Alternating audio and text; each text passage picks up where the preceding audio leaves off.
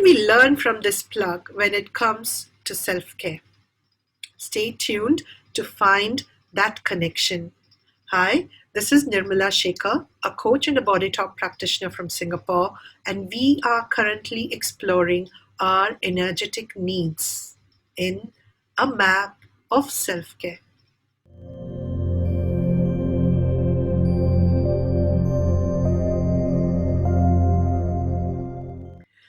What's common in all these different scenarios?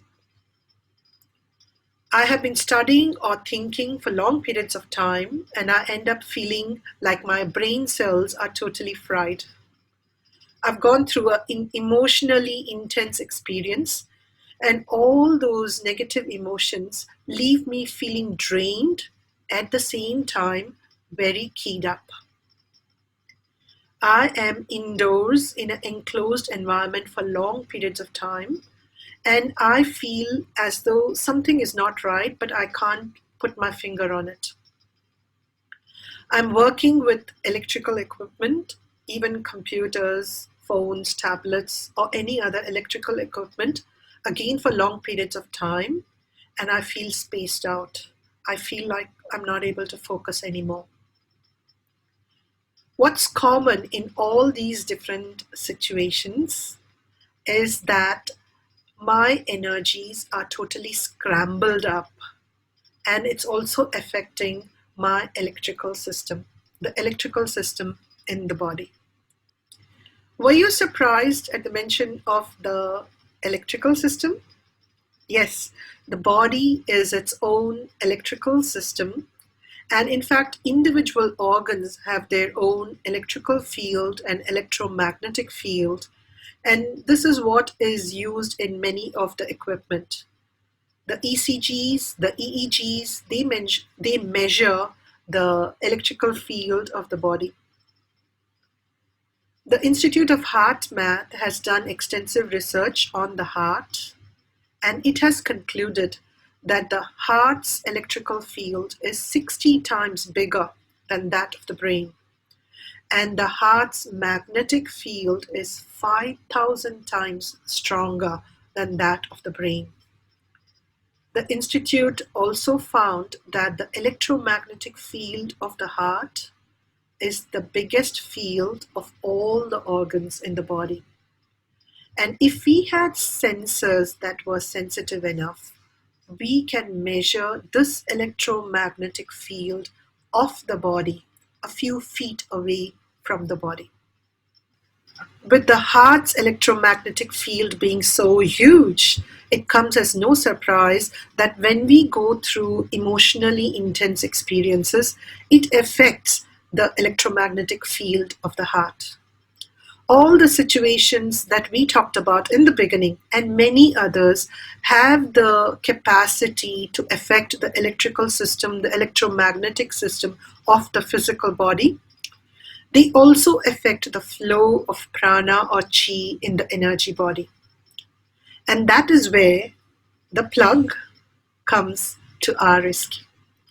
A few years ago, I was in India, and I kept getting repeated electrical shock whenever I turned on or off a particular switch. I called the electrician, and he told me that there was an issue with the earthing connection. Each switchboard had the earthing connector intact, but for the entire building, it was not connected to the ground. So I watched firsthand what he did.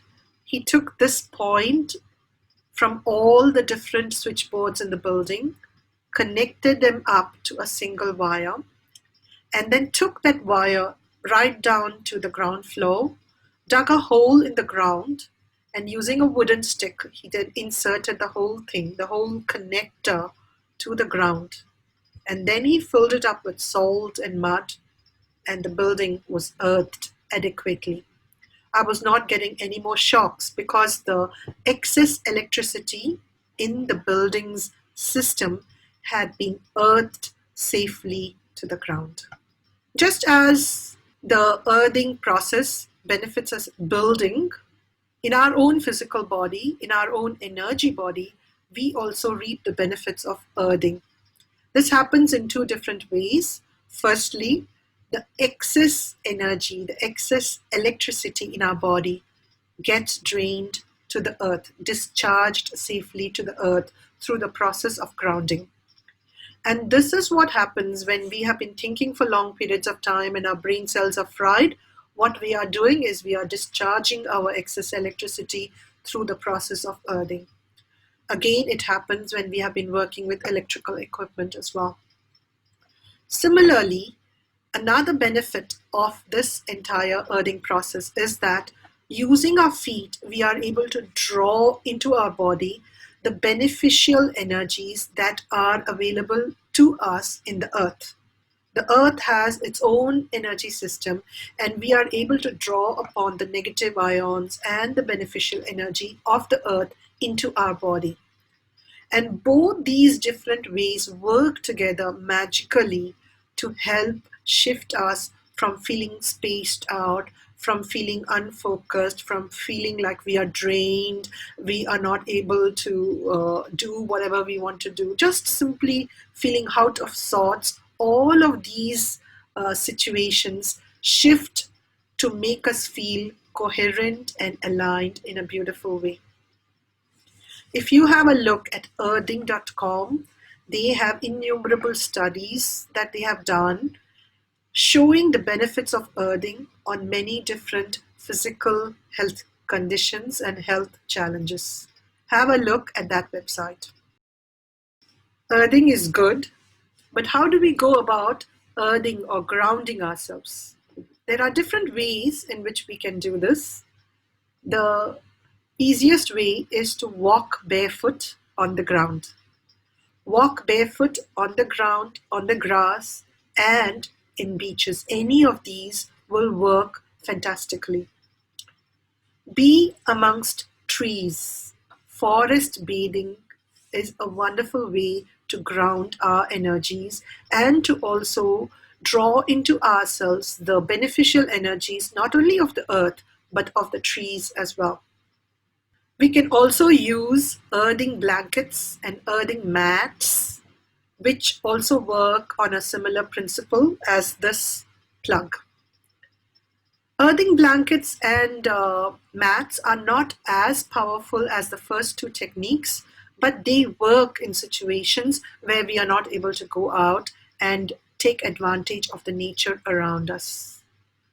In the comments below, do share your earthing strategies or tips so that all of us can learn from each other. In this video, we looked at a situation where our own energies get scrambled and what we can do about it using earthing or grounding. In the next video, we look at a strategy that shifts our energies to a powerful state of coherence and balance. Stay tuned for that video. Thank you for joining me. This is Nirmala Shekhar saying bye-bye. Namaste.